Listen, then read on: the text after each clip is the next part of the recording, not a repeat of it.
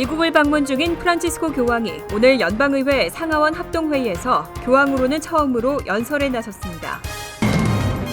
프란치스코 교황의 뉴욕 도착으로 뉴욕시가 철통 경비에 나섰습니다. 2015년도 뉴욕주 오바마케어 가입자 10명 중 6명은 연방정부가 규정한 가입 기준에 부합하지 않는 것으로 조사됐습니다. 대졸과 고졸 청년층의 소득 차이가 2배 가까이 나고 있습니다. 소득 격차는 갈수록 심화되고 있습니다. 한인 등 아시안 여대생들의 성범죄 신고율이 타민족과 비교해 크게 낮은 것으로 조사됐습니다. 이상은 이 시각 주요 뉴스입니다. 여러분 안녕하십니까? KBN 뉴스입니다. 미국을 방문 중인 프란치스코 교황이 오늘 연방의회 상하원 합동회의에서 교황으로는 처음으로 연설에 나섰습니다.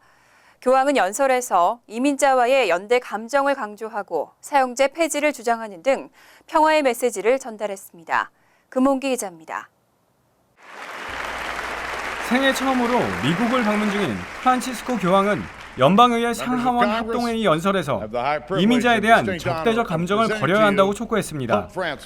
교황은 국가 건설은 우리가 항상 타자들과 관계해야 함을 인식할 것을 요청한다며 이민자들에 대한 호혜적 연대의 감정을 갖고 적대 감정을 버려야 한다고 밝혔습니다.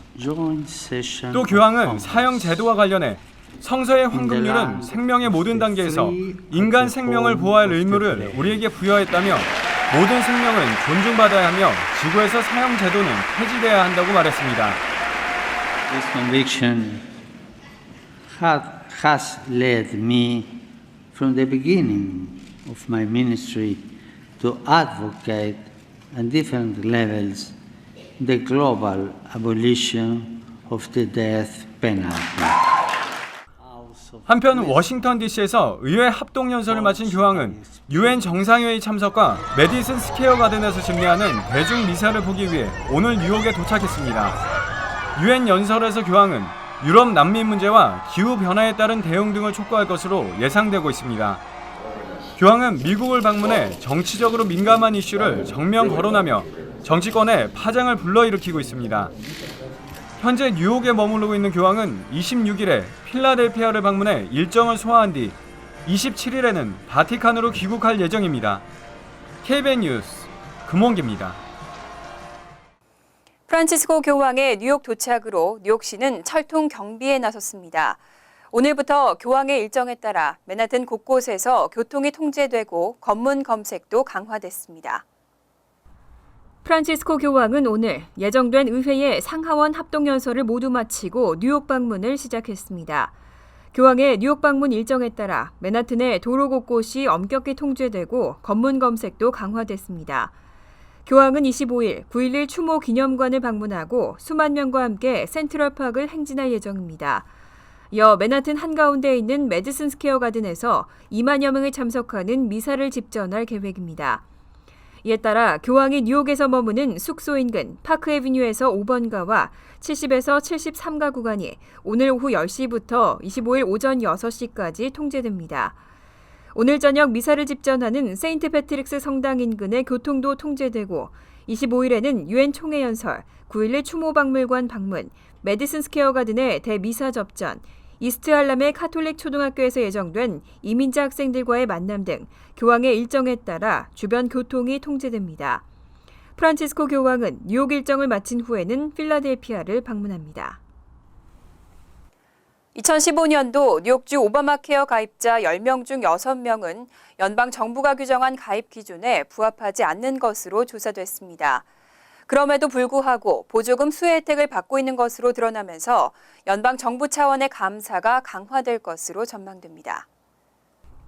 연방보건복지부는 뉴욕주 오바마케어 건강보험 가입자 가운데 무작위로 45명을 뽑아 표본 조사를 실시했습니다. 그 결과 전체 대상자의 62%에 해당하는 28명이 연방 정부가 제시한 오바마케어 건강보험 가입 기준에 부합하지 않는 것으로 나타났습니다. 이들이 제출한 가계소득 수준 증명서류들은 제대로 공인되지 않았거나 실제 소득과 일치하지 않았습니다. 이와 같은 조사 결과에 연방보건복지부는 뉴욕뿐만 아니라 주정부 자체로 건강보험 상품 거래소를 운영하는 각 주를 대상으로 가입 기준에 따른 보조금 수혜 현황에 대해 감사를 실시할 계획입니다. 올해 뉴욕주에서는 총 210만 명이 건강보험에 가입한 가운데 156만여 명은 저소득층 주민들에게 무료로 제공되는 메디케이드에 가입했고 16만여 명은 주정부 아동건강보험 차일드 헬스케어 플랜, 나머지 41만여 명은 일반 사보험 회사가 제공하는 오바마케어 플랜에 가입한 것으로 집계됐습니다. 특히 사보험 회사의 오바마케어 플랜 가입자 가운데 80%는 보조금 혜택을 받고 있는 것으로 조사됐습니다.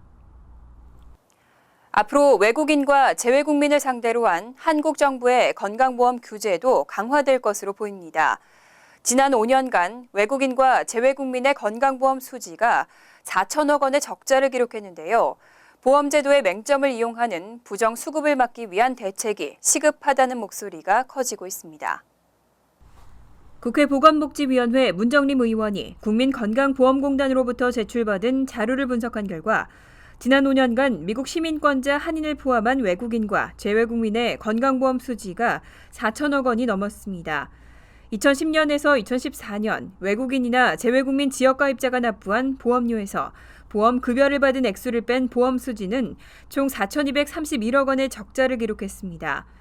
이 기간 적자폭은 2010년에 627억 원에서 2014년에는 1,102억 원으로 5년간 약 76% 증가했습니다. 이처럼 건강보험 수지가 악화된 데는 건강보험제도의 맹점을 이용해 무임승차하는 외국인이나 재외 동포들이 많은 데 따른 것으로 분석되고 있습니다. 입국 후 보험료를 내지 않고 진료만 받고 출국하는 보험료 미납뿐만 아니라 부정수급도 심각했습니다. 외국인이나 재외국민이 다른 사람의 건강보험증을 도용대여하고 국적 상실 등으로 건강보험 자격을 상실했는데도 혜택을 받은 경우도 있었습니다. 이에 따라 수급자 자격의 관리 강화, 요양기관의 수급자 확인 강화, 부정수급자의 제도권 유도 등 대책 마련이 시급하다는 지적이 제기되고 있습니다. 뉴욕주 패스트푸드 업체 직원의 최저임금은 앞으로 단계적으로 시간당 $15로 인상됩니다. 하지만 낮은 임금은 패스트푸드 업계만의 문제는 아닙니다. 뉴욕 시내 프리스쿨 교사들의 임금은 시간당 $11대에 머물고 있습니다. 뉴욕시 교육청에 따르면 시내 프리스쿨 400여 곳에서 근무하는 교사들의 임금이 시간당 $11 50센트 정도인 것으로 나타났습니다. 또 학사학위를 가진 교사도 연봉이 $27,000에 불과했습니다. 미국의 교육 전문가들은 교사들의 임금 수준이 낮고 받고 있는 임금마저도 지자체 예산에 따라 고무줄처럼 늘었다 줄었다 하는 상황이라고 지적했습니다. 또 교사의 복지 수준과 처우를 개선하지 않는다면 국가 경쟁력 약화로 이어질 것이라고 밝혔습니다. 이에 시교육청은 지난 7월 일반 데이케어 센터나 종교기관 소속 교육기관의 프리K 교사 채용 시 계약 보너스 $2,500와 계약 연장 시 잔류 보너스 $3,500를 지원해 줄 계획이라고 발표했습니다. 높은 학자금 빚을 지고 대학을 나왔는데도 취업이 어려운 경우도 종종 있습니다. 하지만 평균적으로 보면 여전히 대졸과 고졸의 소득은 2배 가까이 차이 나고 있습니다. 교육에 따른 소득 격차는 갈수록 심화되고 있습니다. 연방노동부의 2014년 자료에 따르면 25세부터 32세까지의 젊은 층을 대상으로 대졸 학사 청년층의 중간 주급은 $1,101로 조사됐습니다. 반면 또래 고졸자의 주급은 $668에 불과해 2배가량 차이가 났습니다. 2년제 커뮤니티 대학 졸업자의 중간 주급은 $792를 기록했습니다. 연방노동부는 청년층의 소득 격차는 1946년부터 1964년 출생한 베이비부머 세대가 본격적으로 경제활동을 시작한 1980년대 초부터 심화되기 시작했다고 밝혔습니다. 최근 미국에서는 학자금 대출금 부담과 취업난으로 대학 학위가 필요하다는 의문도 제기되고 있지만 학위 취득자는 직업 만족도와 고용률 등 대부분의 지표에서 학위 미취득자보다 유리한 것으로 평가됐습니다. 요즘 많은 대학 캠퍼스들이 교내 성폭력 범죄로 골머리를 앓고 있습니다. 하지만 늘어나는 피해자에 반해 신고율은 턱없이 저조한데요. 특히 한인 등 아시안 여대생들의 신고율은 타민족보다도 훨씬 낮았습니다. 미 대학연합은 아이비리그 등 전국 27개 대학의 학생 15만 명을 대상으로 실시한 설문조사 보고서를 발표했습니다. 보고서는 대학 학부 여학생 4명 가운데 1명은 캠퍼스 내에서 힘으로 제압당했거나 제대로 의사표현을 할 수 없는 상태에서 원치 않는 성관계 또는 성접촉을 경험했다는 결과를 담고 있습니다. 하지만 성추행이나 친한 사람으로부터의 성적 피해, 스토킹 등 각각의 성범죄 유형에서 공통적으로 아시안 여학생의 피해 신고율은 백인이나 흑인 등 타인종에 비해 낮았습니다. 아시안 여학생의 성추행 피해 신고율은 37.9%로 백인의 51.3%에 훨씬 못 미쳤습니다. 특히 평소 친분이 있는 사람에게 성적 피해를 당한 경우 아시안 여학생의 신고율은 8.1%로 백인 10.1%와 흑인 11%에 비해 낮았습니다. 스토킹 피해에 있어서도 아시안의 신고율은 3.6%로 역시 백인 4.3%와 흑인 5.3%에 못 미쳤습니다. 한인 상담가들은 피해 사실을 드러내기 꺼리는 문화적 특성 등으로 한인 여학생의 경우는 신고를 잘 하지 않는 경향이 있다고 지적했습니다. 메트로폴리탄 교통공사는 지난 4년간 전철역 내 쓰레기통 없애기 사업을 시범 운영하고 있습니다. 쓰레기를 줄이고 궁극적으로는 쥐를 없애겠다는 이론인데 거의 효과가 없었다는 주장이 나왔습니다. 메트로폴리탄 교통공사는 2011년 플러싱 메인스트리트 7번 전철역과 맨하튼 8가 N과 R 전철역에 있는 쓰레기통 제거를 시작으로 쓰레기통 없애기 사업을 진행했습니다. 메트로폴리탄 교통공사는 이 사업으로 지난해까지 3단계에 걸쳐 39개 전철역에서 쓰레기통을 없앴습니다. 쓰레기통을 치우면 쓰레기통 주변에 넘쳐나는 쓰레기가 줄면서 악취가 없어지고 자연스레 전철역 내 쥐 개체 수가 감소할 것이라는 이론입니다. 하지만 주 감사원은 22일 발표한 보고서에서 쓰레기통을 제거하면서 실질적으로 쥐 개체 수가 감소했는지는 미지수라고 밝혔습니다. 4년간 실시했던 이번 운영 프로그램에 대한 결론은 아직 나지 않았지만 확실한 것은 이용자들이 쓰레기통을 찾는데 어려움을 겪고 있는 것이라고 주장했습니다.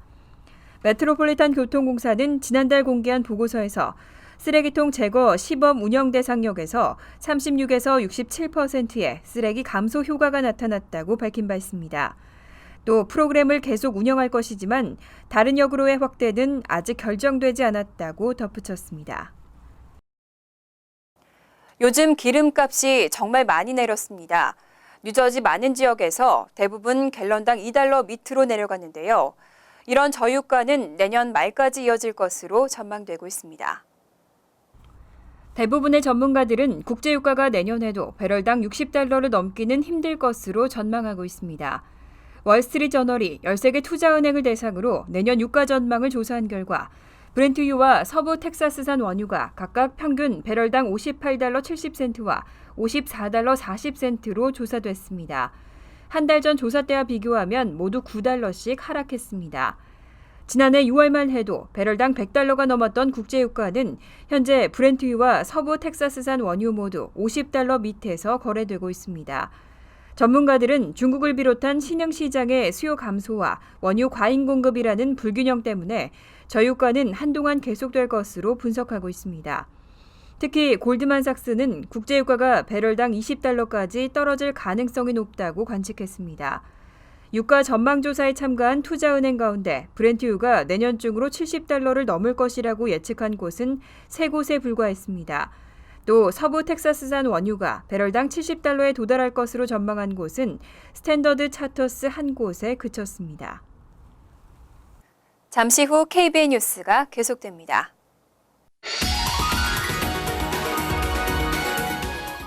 이어서 LA 지역 한인사회 소식입니다. 요즘 도심 곳곳에 아예 텐트를 치고 자리 잡은 홈리스들이 눈에 띄고 있습니다. LA시 의원회가 도심 내 홈리스 문제를 해결하기 위해서 비상사태를 선포했습니다. $1억 투입하고 구체적인 대책을 마련한다는 방침입니다. 김지은 기자의 보도입니다. LA시 의원회가 도심 내 홈리스 문제를 해결하기 위해 비상사태를 발령했습니다. 지난 1월부터 LA시에 머물고 있는 누적 홈리스 수는 약 44,359명. 이는 2년 전보다 12% 증가한 수치이며 현재 LA 카운티에 사는 홈리스 절반 이상이 LA시에 살고 있습니다. The mayor has been saying for months now that we are in a very critical period of time surrounding our homelessness issue in the city, and that it's important that we take action. And what he discussed yesterday was his support for adding additional dollars, $100 million in one-time funding and 홈리스를 구제하기 위해 책정된 예산은 무려 1억 달러. 아직까지 구체적인 예산 사용 방안이 나오진 않았지만 단기주택이나 보조금 지급, 겨울 시즌 쉼터 마련 등에 쓰일 예정인 것으로 알려졌습니다. Securing housing for homeless individuals. This is by scaling up our coordinated entry system, which includes a substantial increase in our permanent supportive housing, housing subsidies, and supportive services. The second pillar is keeping at-risk individuals and families from becoming homeless through new investments in affordable housing and also. 에릭 가세티 시장은 지난 월요일 홈리스를 위한 예산 마련을 위해 미구엘 산타나 LA시 행정 담당관에게 서한을 보내기도 했습니다. 서한에 따르면 총 1억 달러 규모 예산 중 5천만 달러는 단기주택 마련을 위한 보조금 지원에 나머지 5,100만 달러는 집이 없는 퇴역군인들을 위해 사용하자는 제안입니다. 또 66만 5천 달러를 겨울 시즌 쉼터 운영에 사용하자고 가세티 시장은 제의했습니다. LA시는 몇 주 안에 LA 카운티와 LA 카운티 슈퍼바이저 등과 힘을 모아 구체적인 홈리스 문제 해결책을 논의할 예정입니다. 그러나 예산을 어디서 어떻게 마련할지에 대한 구체적인 방안이 확실치 않을 뿐더러 이번 예산안 편성이 LA 지역의 비싼 부동산 가격을 간과한 것이라는 지적이 나오고 있어 LA시의 이번 결정은 당분간 LA시의 뜨거운 감자로 떠오를 것으로 전망됩니다. TVK 뉴스 김지은입니다. 항상 자녀들의 안전을 걱정하는 부모들을 위해서 새로운 스마트폰 앱이 등장했습니다. 자녀의 위치 파악은 물론 경찰 리포트까지 자동으로 되는 앱이 화제가 되고 있습니다. 김정균 기자가 보도합니다. 최근 캘리포니아주 대학들의 성폭력 피해 조사 결과 여학생 4명 중 1명이 성폭행이나 성추행 피해를 당한 것으로 밝혀졌습니다. 특히 지난해엔 버지니아대 여학생이 혼자 파티를 가던 중 강도에게 봉변을 당해 사망했고 인디애나 대학에서도 캠퍼스 인근에 거주하던 한 여학생이 귀갓길에 사라져 아직도 실종 상태입니다.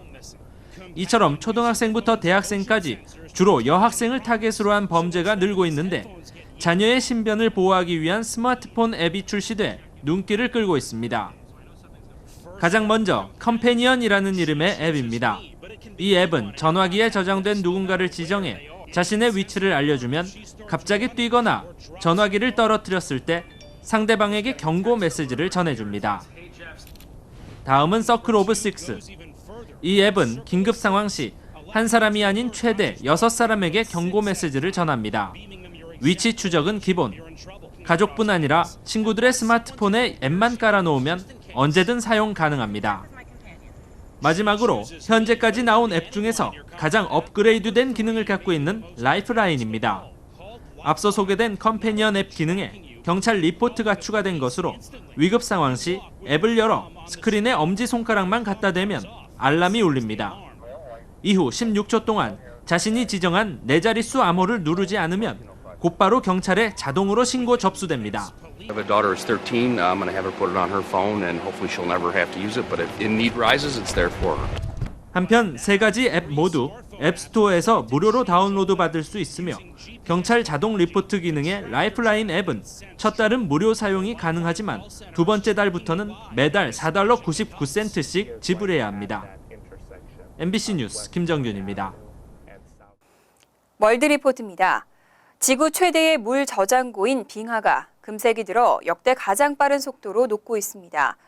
이대로라면 2100년에는 알프스 빙하가 아예 사라질 것이라는 경고도 나왔습니다. 알프스 국가들은 궁여지책으로 빙하에 거대한 담요를 두르고 있습니다. 빙하 특급 열차의 첫 창밖으로 펼쳐지는 알프스 산봉우리의 만년설. 반짝이는 푸른빛 벽으로 둘러싸여 구불구불 길게 늘어진 얼음 동굴. 태고의 대자연이 만들어낸 신비한 절경은 숙연함마저 들게 합니다. 그런데 이러한 경관을 조만간 보지 못하게 될지도 모릅니다. Quand on pénètre dans la grotte maintenant, il pleut comme un jour de grande pluie. Donc j'imagine que ça va pas durer longtemps. 지구는 갈수록 뜨거워지고 빙하들은 맥없이 녹아내리고 있기 때문입니다. 한때 빙하가 있었던 자리는 물이 들어찼고 산등성이는 검은 속살을 드러내고 있습니다. 3 weeks ago, the glacier was here at the stone, and in the last 3 weeks, the glaciers melt back 6 meters, and this is extreme. 1850년 이후 알프스 빙하의 3분의 2가 이미 녹아버린 상황. 전문가들은 해마다 1m에서 1.5m의 눈과 얼음이 녹고 있어 이대로라면 2100년엔 알프스 빙하가 완전히 사라질 것으로 전망합니다. After maybe it's every 50 meters, there's a new sign that says to you, here was the glacier. I was here. Now there are plants, it's green. 이 때문에 알프스 관광 산업이 울상짓고 있지만 더 큰 문제는 빙하의 붕괴가 물 부족, 해수면 상승, 산사태 등의 재앙을 불러온다는 겁니다. 다급해진 스위스, 이탈리아 등 알프스 국가들은 남아있는 빙하에 거대한 담요를 덮어주는 작업에 한창입니다. 특수 제작된 담요가 냉기는 가두고 열은 차단해 해빙을 막겠다는 겁니다. Since 8 years, the region here in the ice cave have been covered with this blanket, and this blanket reduced the ice melting in the summer between 50 to 70%. 하지만 담요는 해빙을 일시적으로 늦춰줄 뿐 빙하를 보호하기에는 역부족입니다. 담요를 두른 알프스의 산의 모습이 마치 병든 산에 붕대를 감은 듯 보여 씁쓸함을 자아냅니다. 간추린 소식입니다. 샌프란시스코 시의회는 지난 22일 전체 회의에서 위안부들을 위한 기념물을 설치하도록 촉구하는 결의안을 만장일치로 통과시켰습니다. 조직적인 반대가 있었음에도 불구하고 11명의 의원은 만장일치로 결의안을 통과시킨 것으로 알려졌습니다. 이번 결의안 통과로 샌프란시스코 다운타운 클레이 스트릿과 커니 스트릿이 만나는 포치머치 스퀘어에 위안부 기린비 건립이 추진될 것으로 전망됩니다. 세계에서 가장 유명한 영어 노래 중 하나인 생일 축하 노래는 저작권 대상이 아니라는 판결이 나왔습니다. 캘리포니아 중부 연방지법은 워너뮤직이 산하 음악 출판사를 통해 행사해온 생일 축하 노래의 저작권과 관련해 노래 가사에 대한 저작권은 유효하지 않다고 판결했습니다. 판결을 내진 조지 H. 킹 판사는 생일 축하 노래의 원 저작권자와 워너뮤직은 작곡가로부터 가사에 대한 권리를 넘겨받은 적이 없다고 밝혔습니다. 지난 18일 맨하탄 할렘의 상가 건축 현장에서 한인 노무자들이 흑인 떼강도로부터 집단 구타를 당했습니다. 이로 인해 70살 조기남 씨가 중상을 입었고 55살 홍인표 씨는 사건 5일째 혼수 상태에 빠져 있습니다. 이들 흑인 떼강도는 할렘 155가 소재 상가 재건축 현장에서 상가 셔터까지 내려놓은 채 조 씨와 홍 씨를 구타하고 조 씨가 소지하고 있던 현금 2-3천 달러를 빼앗아 달아났습니다. 뉴저지 저지시티가 21일 시티바이크를 론칭했습니다. 저지시티에는 모두 35개 스테이션에 350대의 시티바이크가 배치됩니다. 저지시티 시티바이크는 뉴욕시 시티바이크와는 별도로 운영되지만 이용자들은 같은 멤버십으로 두 곳 모두에서 바이크를 이용할 수 있습니다. 멤버십 연회비는 $149, 일일 이용료는 $9 95센트, 일주일 이용료는 $25로 뉴욕시와 같습니다. 환율과 증권 소식입니다.